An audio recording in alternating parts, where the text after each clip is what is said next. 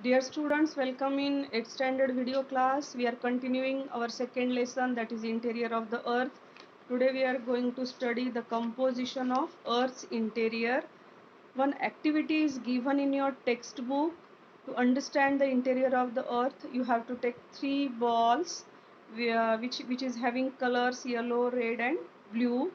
Okay, red ball will be big and you have to make a flat roti of yellow ball, and you have to put red ball into yellow ball like a puran poli, and you have to flatten again blue ball, and this yellow ball you have to put in a blue ball, and okay, this will be your globe.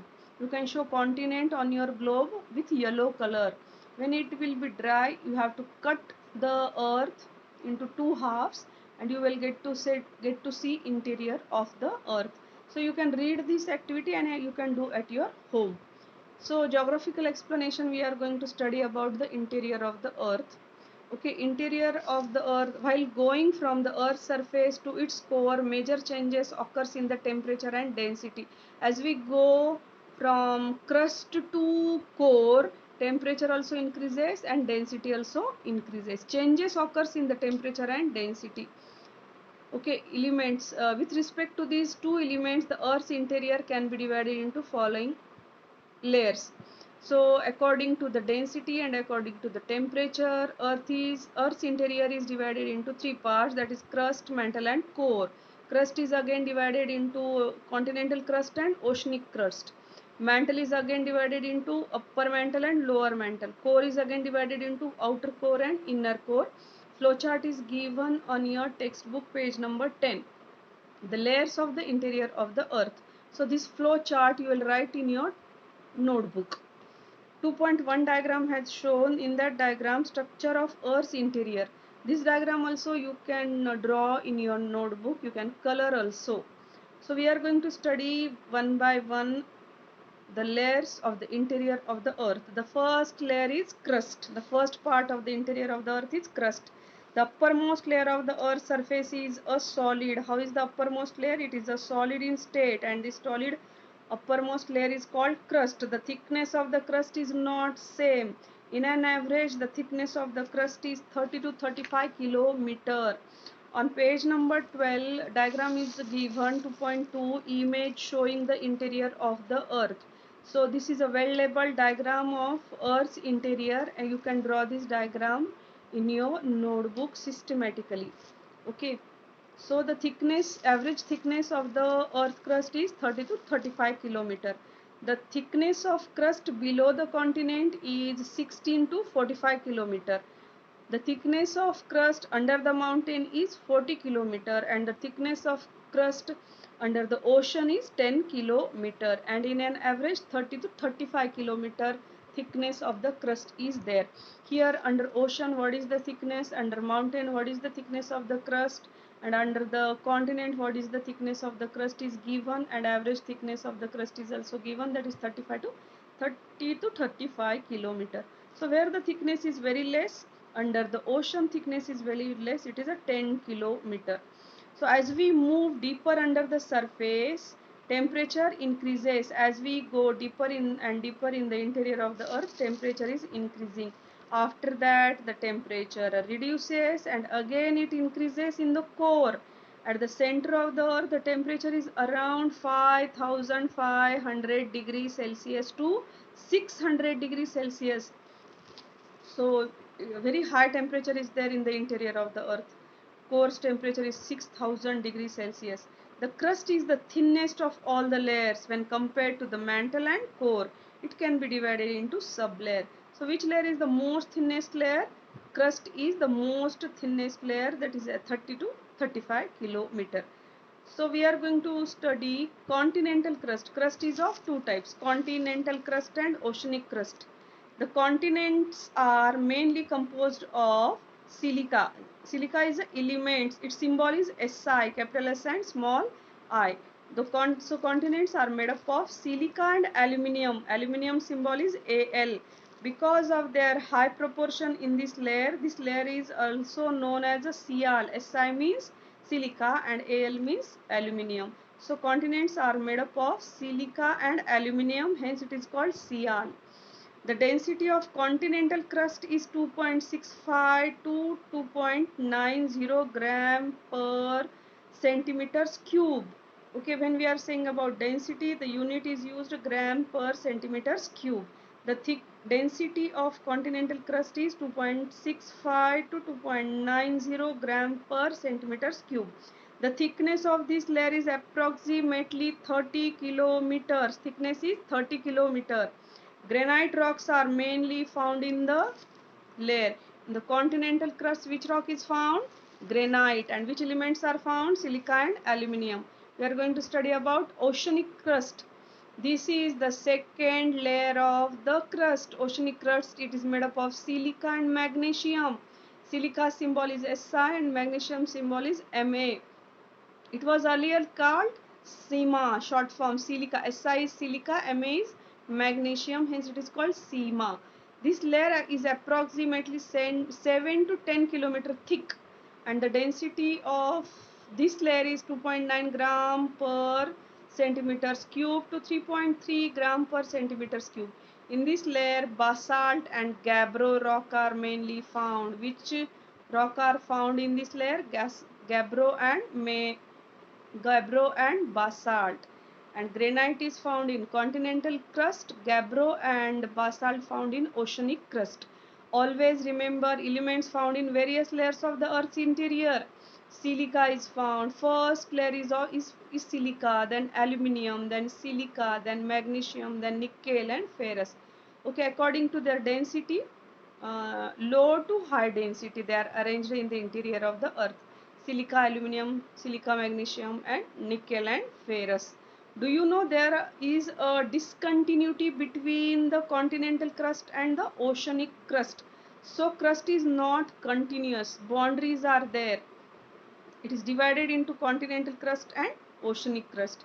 It was first deduced by the scientist called Conrad and named after him as a Conrad discontinuity.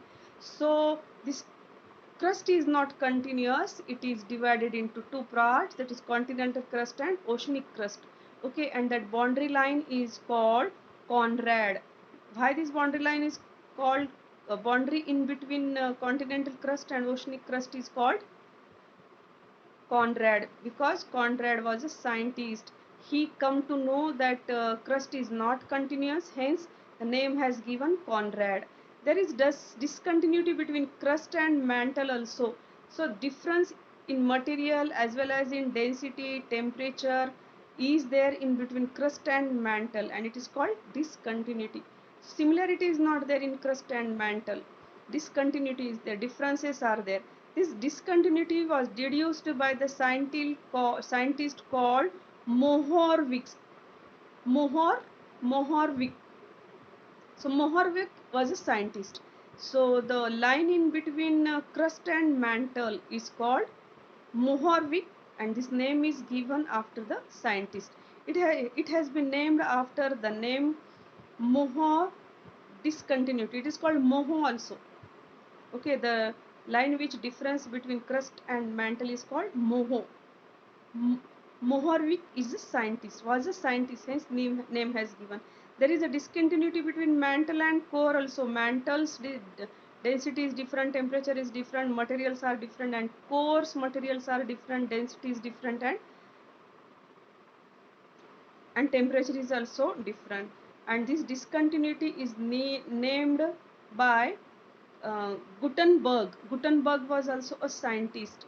The line which difference between mantle and core is called Gutenberg. Gutenberg was a scientist, hence the name has given. So we are going to study about mantle. Below the crust, mantle is there. Mantle can be divided into two layers, that is upper and a lower mantle. What are the two names of mantle? Upper mantle and lower mantle. The upper layer is more liquid in state. Upper mantle is more liquid in state. Here one finds magma chambers. In upper mantle, magma chambers are there. It is through these chambers magma comes out on the earth's surface during volcanic eruption. Tanks are there of magma, and from these tanks magma comes out on the surface of the earth. This layer is also known as asthenosphere. Okay, as it is not stable, so mantle's first layer is called asthenosphere. Another name of upper mantle is asthenosphere. Epicenters of deep-seated earthquakes are usually found here. Okay, center of earthquake is found in the upper mantle. Mantle begins at a depth of around 42 km from the earth's surface. Where is mantle? It is about 42 km away from the earth's surface. The internal energy is released due to endogenic movements occurring in this layer is responsible for mountain buildings, rifts, volcanic eruptions and earthquakes. Okay, from upper mantle energy is released and it is called endogenic movements. When energy is released from the upper layer of the mantle, it is called endogenic movements, and due to these endogenic movements, mountains are formed, rift valleys are formed, volcanic eruptions are occurs, earthquakes also occurs. So very dangerous, upper mantle is very dangerous. Earthquakes, volcanoes occurs due to the movements happens in the upper mantle. In this layer, it is inferred that the temperature at the depth of 2400 to 2900 kilometer, okay, up to 2400 to 2900 kilometer, the temperature is around 2200 degrees Celsius to 2500 degrees Celsius. Upper mantle's temperature is 2200 degrees Celsius to 2500 degrees Celsius. Here there is a sudden change in the structure and density of material. So sudden changes occurs in the density of material in upper mantle. It is estimated that this layer this layer extends up to the depth of 2870 kilometer. It starts from 2400 kilometer to 2870 kilometer. Average density of this layer is 4.5 gram per cubic centimeter. It increases with the depth. Density increases as per the depth. Increasing pressure is the reason behind this. As the pressure is increasing, density also increasing as we go deep into the earth. The density of lower mantle is about 5.7 gram per centimeters cube. So mantle is divided into upper mantle and lower mantle. Upper mantle is in liquid state, very hot. Okay, some movements occurs in the upper mantle, due to that earthquakes and volcanoes occurs.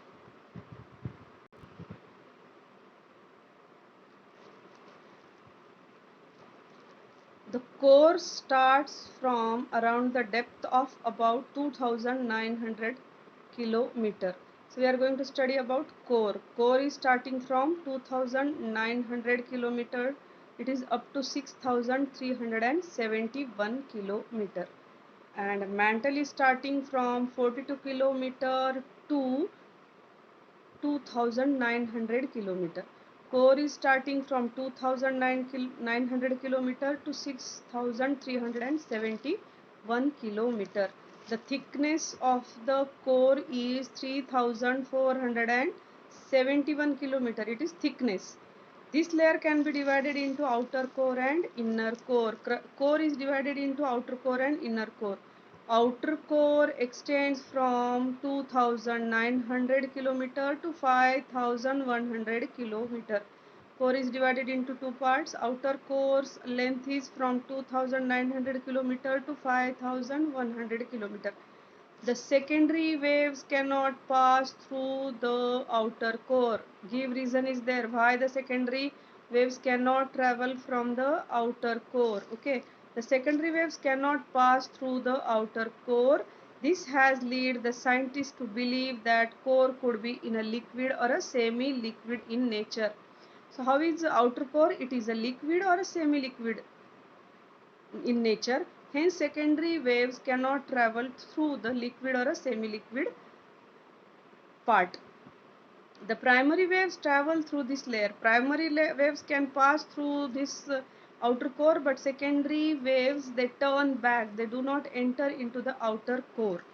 The primary waves travel through this layer, but their speed reduces. Primary wave can travel through this layer, but their speed reduces when passing through this layer. Okay, when primary waves pass through these layers, their speed reduces.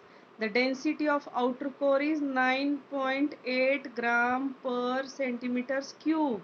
It is the density of outer core. The temperature of the liquid outer core is around 5000 degrees Celsius. What is the temperature of outer core? 5000 degrees Celsius. And what is the density? 9.8 gram per centimeters cube. Density increases as we go deep into the earth. We have learned that the outer core of the earth's interior is in liquid or a semi-liquid region, semi-liquid form. The proportion of iron is more in this outer core. Which element is more in the outer core?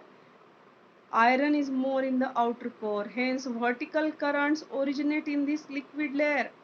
As iron is more in the outer core, high temperature is there.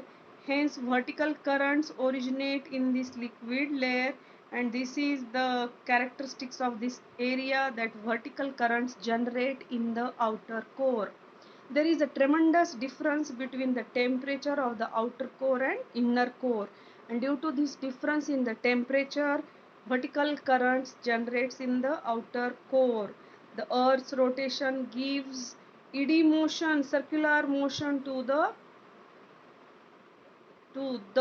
vertical currents. These vertical currents generates as due to the temperature, and due to this temperature, vertical currents generate. They circulate in a eddy motion. Eddy motion means circular motion due to the earth's rotation.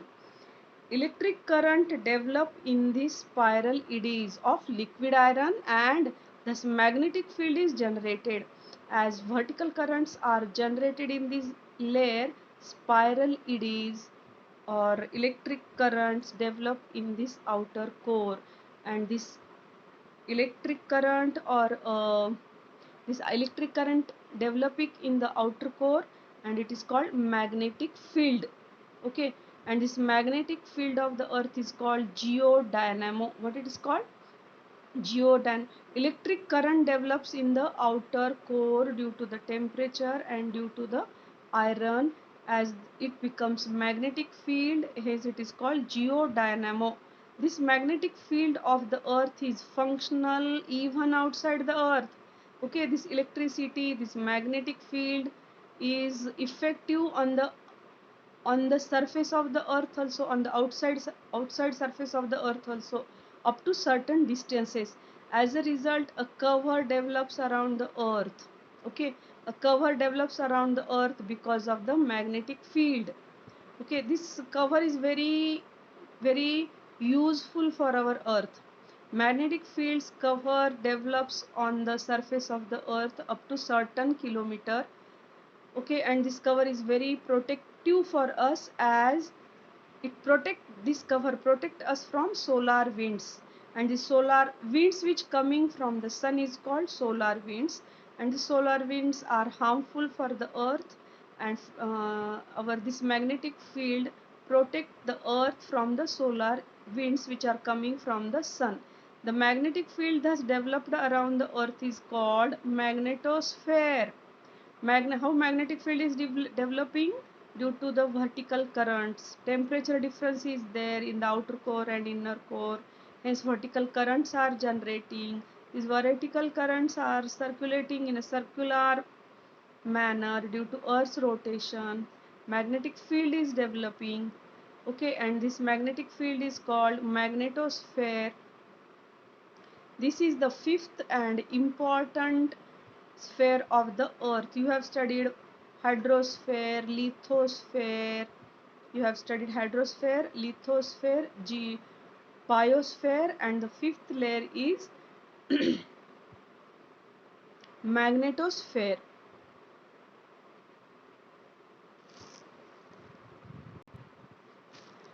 Dear student, we have studied about mantle and core in this video. In next video we are going to study about inner core. Outer core only we have studied. We are going to study about inner core in next video, and we are going to study about velocity curves, okay, and seismic waves in our next video. Till that, take care. Thanks for observing this video with interest. Okay, read lesson, watch video again, and you will understand these concepts. Thank you very much. Goodbye.